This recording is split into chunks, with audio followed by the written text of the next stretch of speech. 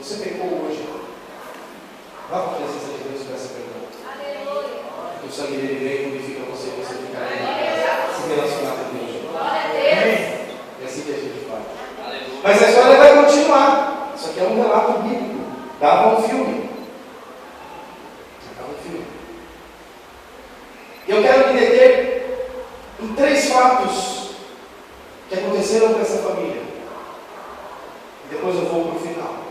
3 fatos que aquele homem e aquela mulher jamais tinham experimentado. Quando a gente vê esse relato, eu pelo menos não tenho vontade de desarmar nada. Chegar no céu, dar uma pessoa dele, falar, cara, você foi muito rico. Você tinha um jardim, era namorar no jardim, rapaz, é o que você fez. Mas provavelmente eu teria feito a mesma coisa.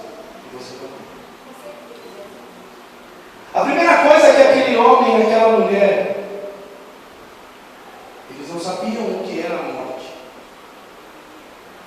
Porque o jardim, quando Deus nos dá, é um jardim de vida, é um jardim de alegria, é um jardim de oportunidades, é um jardim de sustento, é um jardim da presença de Deus. E quando Deus vê o homem e a mulher nus, eles estavam escondidos, estavam com folhas de parreira, a Bíblia diz. A Bíblia relata que Deus sacrifica um animal. E é o primeiro tipo de Jesus na Bíblia. Agora eu quero que você imagine Eva e Adão ouvindo pela primeira vez os gritos de um animal sendo imolado. O sangue escorrendo. Eles não sabiam o que era a morte. Eles viram a morte pela primeira vez. Alguém teve que ser sacrificado para que eles fossem cobertos. Jesus teve que ser sacrificado para que o pecado e o seu pecado fosse coberto. Amém. Para que eu e você pudéssemos estar aqui cantando, ministrando ao Senhor e nos alegrando, um dia Jesus pagou o preço. Para que a gente pudesse ter esse direito de ter acesso ao Senhor. Amém. Poder entrar na cidade pelas portas. Isso é maravilhoso. A segunda coisa que eles não sabiam o que era é a separação de Deus. Agora eu quero que você imagine como Deus estava quando Ele olha para aqueles dois e diz: vocês não vão poder mais ficar na minha presença. Você já parou para pensar nisso? O coração de Deus devia estar movido. E Ele tem que falar para os dois: saiam daqui. Vocês não podem mais ficar. Meu Deus. Quantas vezes a gente cria situações na nossa vida, corre o risco de Deus olhar para mim, para você e falar assim: não dá para você ficar aqui. Não tem jeito. A terceira coisa que acontece na vida daquele casal é a morte do filho. Morte de Abel. Eles não sabiam o que era isso. Eles só sabiam o que era vida. Eles só sabiam o que era vida. De repente, eles veem o corpo no chão, sem vida. Talvez eles não sabiam nem o que era. Talvez ela chegou e chacoalhou o menino. Acorda, acorda. Aí ele encosta a mão, está gelado. Não, está gelado. Está gelado. Pessoas eles levantando Abel, solta Abel, cara. Aí ele se lembra que o Senhor falou: se você comer do fruto, certamente você morre. Ai, nossa, isso é a morte. Adão, isso é a morte. Adão é a morte. A história vai continuar. Eu quero me deter nesses 2 pontos. A Bíblia vai falar sobre a geração de Caim. É muito interessante a geração de Caim. A geração de Caim é uma geração que faz muita coisa. Ela tem obras. Fez isso, fez aquilo, construiu não sei o quê. Tem um monte de obra que eu falei que você pode voltar no seu filho. E fez aquilo, sei lá. Para a gente ver de novo A geração de Caim, olha que interessante.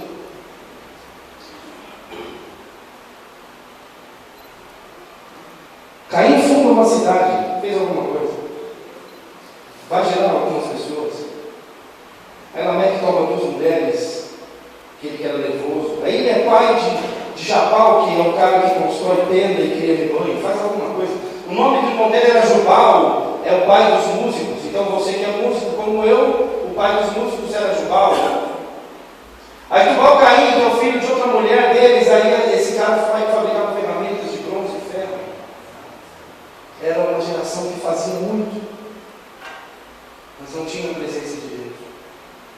Fazia. Os caras construíram uma cidade, mas não tinham a presença de Deus. Tinham uma história no bairro, mas não tinham a presença de Deus. Era dono do supermercado, mas não tinha a presença de Deus. Teve uma rede de drogarias, mas não era filho de Deus. A gente hoje na igreja moderna, a gente corre um risco muito grande de fazer. A ponto de se cansar de tanto fazer. Aí você pode perguntar, o que isso tem a ver com o culto da vitória? Não sei. Estou pregando porque o Senhor não vai pregar. Depois você tira o que serviu para você e leva para o resto da sua vida. Faz.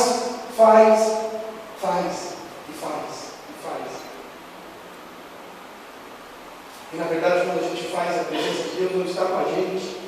É um vazio muito grande. Esse camarada nervosinho aqui é interessante. Ele leva um pisão no calcanhar. Vai mata o cara. Você vê que interessante? Ele leva um pisão no calcanhar. A ira dele é tão grande que ele vai mata o cara que pisou no calcanhar dele. Isso está falando o seguinte, ó, não interessa o tanto de obra que você faz se o seu coração não for bem. Sabe? Não adianta, pode fazer o que você quiser. Mas ausente da minha presença, o pisão no calcanhar faz você explodir, estourar, xingar, nervoso, até matar. Isso é muito sério.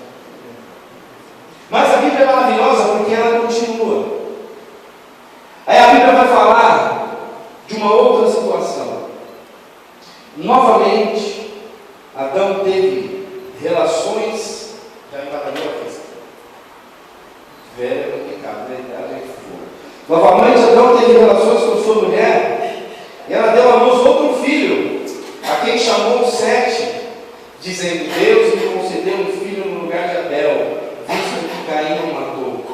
Também a Sete nasceu um filho, a quem deu o nome de Enos. Nessa época começou-se a invocar o nome do Senhor. Aleluia. Glória. Acontecem coisas na nossa vida que muitas vezes nos deixam depressivos, tristes ao extremo, cansados. Não é à toa que Jesus, no Evangelho de Mateus, ele vai dizer assim, conversando com os discípulos: se você está cansado, vem a mim. Você está cansado, está sobrecarregado, não está dando conta, o fardo está maior do que você pode carregar. Você faz o seguinte: eu tenho um fardo que é leve, que é suave. Vamos trocar. Você pega o que eu te dou, você me dá o que você não está dando. Muitas vezes a gente está com coisas dentro da nossa vida, dentro do nosso coração, a gente não está conseguindo carregar.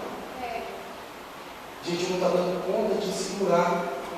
Sabe aquele que vai embora pelo vão dos dedos? Já tentou segurar a água? Já? Muito doido. Meu filho tenta todo dia na torneira. Aí adivinha o que acontece, né? Aí ele sobe e vai para a boca da torneira e toma um banho. Normal. Mas ele tenta segurar. Às vezes a nossa vida está assim. A gente está tentando segurar as situações como se fosse água. Jesus está dizendo: não tenta, tá? Eu tenho uma forma certinha para fazer essa água para lá. Então Eva teve uma situação traumática. Essa mulher teve um trauma muito grande. Eu acredito que foi a primeira depressão da Bíblia. Foi o que essa mulher passou. Ela vê um animal sendo morto, sai da presença de Deus e vê o filho ser assassinado. Era uma carga muito grande para alguém que só tinha vida, alguém que só tinha paz, alguém que só tinha a presença de Deus. Muitas vezes alguma coisa pode acontecer com você que foi uma carga muito grande. Aí o Senhor está dizendo assim: olha, eu tenho o poder de transformar coisas. O Senhor pode fazer o que Ele quiser. Aleluia. Mas a gente precisa ter uma atitude. Verdade. E qual foi a atitude desse texto? Olha que legal. A gente tem que ir para a Bíblia e prestar atenção nos detalhes. Nos detalhes. O que a gente precisa fazer para ter um filho?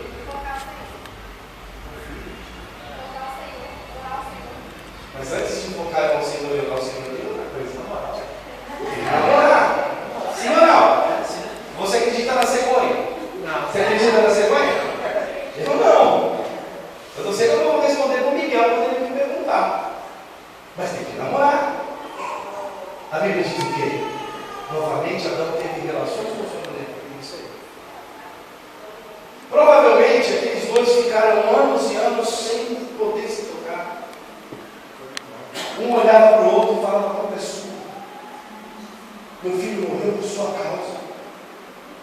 Se você fosse um pai presente, meu filho não teria morrido.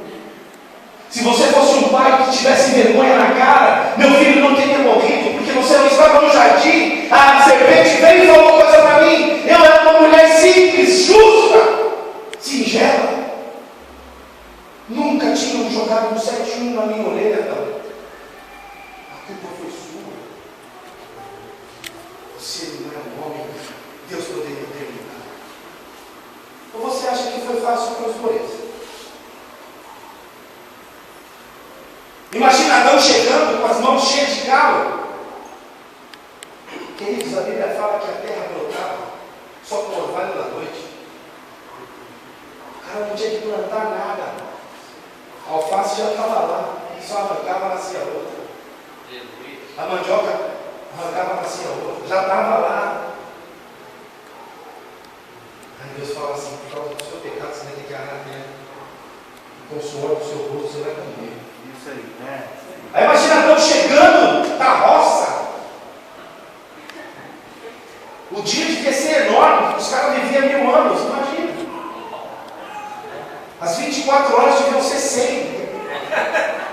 O cara com aquele sol na cabeça, chegava em casa. Eva com aquela cara fechada. Por que você não ficou na roça? Por que você voltou para cá? Toda vez que eu te olho, eu lembro do meu filho morto no chão. Por que você voltou? Por que você voltou? E o pessoal está me respondendo: eu voltei porque eu não tinha para onde ir. Porque Caim, a única cidade que eu sei que existe é que o seu filho construiu. Eu não quero ir para a cidade de um assassino. Vocês já pararam para pensar nessa ótica do texto bíblico? Aquela situação caótica, situação de morte. Essa Bíblia diz que Jesus veio tratar o quê? Vida e vida com abundância. Glória a Deus. É isso aí. Ele veio para vivificar a nossa história. Graças a Deus. Aleluia. Aí um belo dia, eu não sei quando, não sei que dia, a Bíblia não fala. Também não fala quanto tempo depois. Adão chega em casa, vê alguma coisa diferente. Tem uma florzinha no copo. Está sentindo o cheiro do café lá que foi feito. Irmãos, isso aqui é uma ilustração, amém? Estou usando de uma licença alegórica. Não vou falar que eu sou herege depois, vou dar um e-mail para o pastor. Eu imagino Adão vindo pela estrada, ele vê a fumacinha saindo da chaminé da casa. Ele fala: mas há tanto tempo que eu não vejo fumaça dessa chaminé. Aconteceu alguma coisa lá. Aí ele entra, ouve viraram uma música. Opa! Alguma coisa diferente. Aí ela chega e fala assim: Adão, vamos conversar? Não. A culpa foi nossa. Não foi de Deus. Não foi da serpente. A culpa foi nossa. A gente não obedeceu a Deus. Por isso, Caim matou Abel. Mas a gente já decidiu obedecer a partir de hoje. Vamos obedecer? Vamos obedecer?